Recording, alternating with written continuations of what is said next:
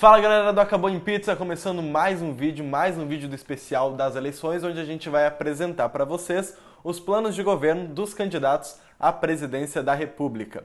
A gente vai analisar 8 pontos específicos dos planos de governo de acordo com o interesse do nosso público. São eles: educação, saúde, segurança pública, economia, política externa, política e corrupção, meio ambiente e políticas sociais e direitos humanos. A pesquisa foi realizada nos planos de governo dos candidatos e também em sites como o da BBC Brasil. Faremos vídeos dos 5 presidenciáveis com maior intenção de voto, segundo pesquisa do Datafolha do dia 14 de setembro. E são eles: Jair Bolsonaro, do PSL, Ciro Gomes, do PDT, Fernando Haddad, do PT, Geraldo Alckmin, do PSDB e Marina Silva, da Rede. Porém, em texto no nosso site, nós teremos os planos de governo detalhado dos 13 presidenciáveis. O vídeo de hoje será sobre o candidato Ciro Gomes. A ordem dos vídeos é de acordo com a intenção de voto da pesquisa Datafolha do dia 14 de setembro. Nela, Ciro Gomes aparece em segundo lugar com 13% das indicações de voto. Fernando Haddad, do PT, também aparece com 13%, porém, como é mais jovem, ele fica em terceiro lugar. A idade é critério de desempate.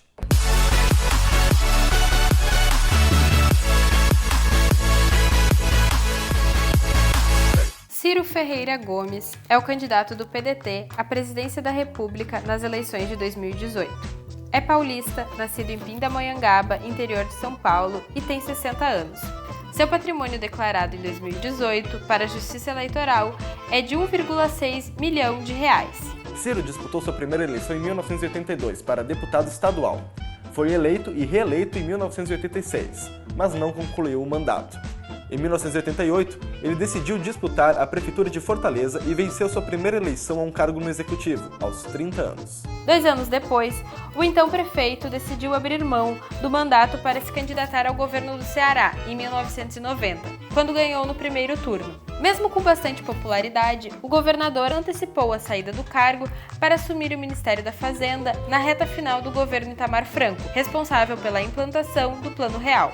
Ao final de sua passagem pela Fazenda, Ciro foi estudar em Harvard. Quando voltou, se candidatou 2 vezes à presidência, em 98 e 2002.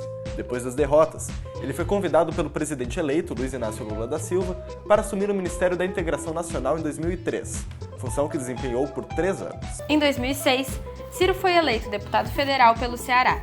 Em 2013, Ciro aceitou ser secretário de Saúde do Ceará na gestão de seu irmão, Cid Gomes.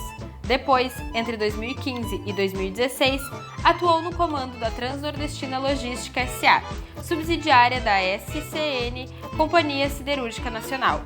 Atualmente, Ciro é filiado ao PDT, mas outros 6 partidos passaram por sua trajetória: PDS, PMDB, PSDB, PPS, PSB e PROS. Quem é sua vice? Coligado apenas com o Avante, o PDT recorreu a uma figura do próprio partido, a senadora Cátia Abreu, para dividir a chapa com Ciro. A senadora tem 56 anos e atuação política ligada ao setor ruralista, campo em que atua também como proprietária de uma fazenda no Tocantins. Cátia Abreu já presidiu a CNA, Confederação da Agricultura e Pecuária do Brasil. Foi ministra da Agricultura no segundo mandato de Dilma e foi alvo de protestos de ambientalistas por suas posições sobre temas como o uso de agrotóxicos, restrições à reforma agrária e políticas mais flexíveis, consideradas pró-desmatamento, de ocupação e exploração em áreas verdes. Embora sua trajetória partidária tenha começado e se consolidado em legendas associadas à centro-direita como o DEM e o MDB, a senadora se aproximou da centro-esquerda quando se posicionou contrariamente ao impeachment de Dilma em 2016. A decisão levou à expulsão dela do MDB e ao ingresso no PDT. Bom, agora vamos analisar os 8 pontos específicos do plano de governo do candidato Ciro Gomes. Na educação, ele gostaria de fazer uma melhoria em todo o sistema educacional, começando com a revogação da Emenda Constitucional 95, que é aquela do teto de gastos de 20 anos em saúde, educação, enfim, todos os investimentos do governo. Na verdade, ela seria substituída por outro mecanismo de redução de gastos, onde não seriam atingidas questões como educação e saúde. Ele propõe metas, então, a evasão escolar, a melhora dos índices de desempenho dos alunos e também a ampliação do acesso às escolas, então, de nível médio e superiores. Uma das medidas que consta no plano de governo dele é o Bolsa Ensino Médio. que os alunos eles receberiam uma remuneração mensal se atingissem a frequência mínima nas aulas e também se tivessem uma contínua melhoria no seu desempenho. O que fica a reflexão nesse momento de crise, exatamente da onde sairiam esses recursos para pagar o aluno e quanto seria esse aluno, né, de que forma então seria exatamente articulado na prática esse programa. Ele propõe então a criação de creches em tempo integral para que os pais, especialmente as mães, possam trabalhar. Ainda, ele acredita que pelo menos 50% das escolas destinadas ao ensino fundamental 2, que vai de 11 a 14 anos, e as de ensino médio deverão ofertar cursos em tempo integral. Outra coisa que ele quer fazer é um controle estrito de falta tanto dos alunos quanto dos professores. Além disso, ele quer desenvolver um programa que é o pacote dos primeiros 1000 dias, onde eles vão seguir em relação à saúde e à educação os primeiros 1000 dias da vida de uma criança para que ela entre e consiga, né, se constituir dentro de uma escola. Ele também pensa numa facilitação dos mecanismos para estabelecer convênio entre universidades, institutos de pesquisa e empresas públicas e privadas. A recuperação de políticas de bolsas de estudo para alunos de graduação e pós-graduação. Na saúde, ele acredita que o SUS precisa ser fortalecido e aperfeiçoado. Assim, ele vai buscar melhores resultados para a população brasileira. Como? Com melhoria da cobertura, da qualidade e dos resultados do SUS. Ele também planeja criar o Registro Eletrônico de Saúde, onde o histórico dos pacientes já vai estar todo informatizado dentro do sistema do SUS. Ele pretende melhorar a infraestrutura dos postos de atendimento nas regiões mais distantes do país, porque devido à falta de estrutura, os médicos e demais servidores de saúde, eles acabam não ficando dentro desses postos, porque eles temem atender a população não tendo a estrutura básica, mínima, para realizar esse atendimento. Ele também pretende fazer um combate intensivo às chamadas arboviroses, que são as doenças transmitidas pelo Aedes aegypti, a chikungunya, a zika e a dengue. Ele quer reforçar, então, a vigilância sanitária juntamente com municípios, estados e o governo federal. Ele quer ampliar o acesso de abastecimento de água, coleta e tratamento de resíduos sólidos e esgoto, que hoje em dia configura um dos problemas de saúde, porque a falta de saneamento básico resulta em diversas doenças. Na área de segurança pública, o candidato Ciro Gomes defende a implantação de uma política nacional de segurança pública e também da criação do SUSP, que é o Sistema Único de Segurança Pública, que é mais ou menos a ideia do que existe hoje na saúde, que é o Sistema Único de Saúde. Atualmente, o Pacto Nacional, ele apenas passa diretrizes gerais para as demais polícias. O que o candidato propõe é que sejam passadas diretrizes específicas para as operações serem realizadas de modo imediato. Ele também quer criar, através de uma emenda constitucional, a Polícia de Fronteira, que seria separada da Polícia Federal. Também, com força da União, ou seja, da Polícia Federal, ele quer usar a força da Polícia Federal para prevenção e repressão à criminalidade violenta. Ele quer investir, então, num sistema de inteligência para que seja investigado e também seja trocado informações entre as polícias dos estados e a Polícia Federal, informações privilegiadas sobre as organizações criminosas. Ele acredita que investir em inteligência funciona muito mais do que investir em aparato de repressão nas ruas. Ele também quer fazer uma troca entre os presídios estaduais e federais. Isso porque, né, existe superlotação dos presídios estaduais, enquanto existe vaga ociosa nos presídios federais. Então ele ocuparia, né, essas vagas ociosas dos presídios federais com pessoas que estão presas no presídio estadual. Ele também quer fazer uma implementação de medidas para a prevenção da violência contra as mulheres em uma parceria entre municípios, estados e a federação e o federal, apesar, né, de não dizer especificamente como ele vai fazer esse combate à violência contra a mulher. No plano de governo dele, ele tem um item que fala sobre a violência em relação aos jovens, que ele acredita que é um ponto muito importante. Ele propõe, então, 2 pontos para tentar amenizar isso. Um é o acompanhamento do jovem egresso do sistema penitenciário, ou seja, aquele jovem que saiu do presídio, é muito provável que ele vá reincidir por não ter outra saída mesmo e vai acabar voltando a cometer crimes. Então, se tu faz um acompanhamento, talvez esse número reduza. Ainda, ele quer incluir jovens de áreas de conflito e moradores de rua em cursos profissionalizantes, para evitar que esses jovens caiam nas mãos do crime. Na economia, o candidato quer gerar 2 milhões de empregos no primeiro ano de governo. Para isso, ele quer implementar um plano emergencial de contratação e de geração de emprego. Fazendo o quê? Incluindo a retomada de obras que estão paradas no momento e investindo em obras de saneamento básico e na construção de moradias populares. Ele quer isentar de tributos a aquisição de bens de capital, seja bens utilizados para a produção, como por exemplo o maquinário agrícola. Ainda, ele quer reduzir o imposto de renda sobre a pessoa jurídica, ou seja, principalmente o imposto de renda pago pelas empresas. Ainda, ele quer aumentar o imposto sobre os mais ricos, recriando o imposto de renda sobre lucros e dividendos, e também aumentar o percentual de impostos sobre a herança e doações. É importante ressaltar que essas taxações elas aconteceriam sobre a camada mais rica da população. Como exemplo, nas diversas entrevistas que o candidato tem dado, para taxar as heranças, por exemplo, seriam apenas acima de R$1 milhão, ou seja, não seria em relação à classe média, e sim somente as classes mais altas, que atualmente no país são as que pagam a menor quantidade de impostos. Ele também quer fazer a criação de um imposto sobre o valor agregado, o IVA, onde ele ia juntar vários tributos já existentes. Ele também quer criar o programa Nome Limpo, para ajudar a limpar o nome de 63 milhões de pessoas do SPC e Serasa, que assumiram as dívidas até 20 de julho de 2018. Então ele iria ajudar. Como ele iria fazer isso? Ele não iria pagar a dívida de ninguém, ele iria fazer um refinanciamento da dívida descontando as multas que já existem hoje. Seria quase como um papel de mediação. O governo funcionaria como um papel de mediador entre o banco e o devedor e o que está recebendo dinheiro. Ele vai propor, então, uma reforma da Previdência, que vai funcionar como um sistema público de capitalização, onde cada trabalhador vai fazer uma espécie de poupança para sua aposentadoria.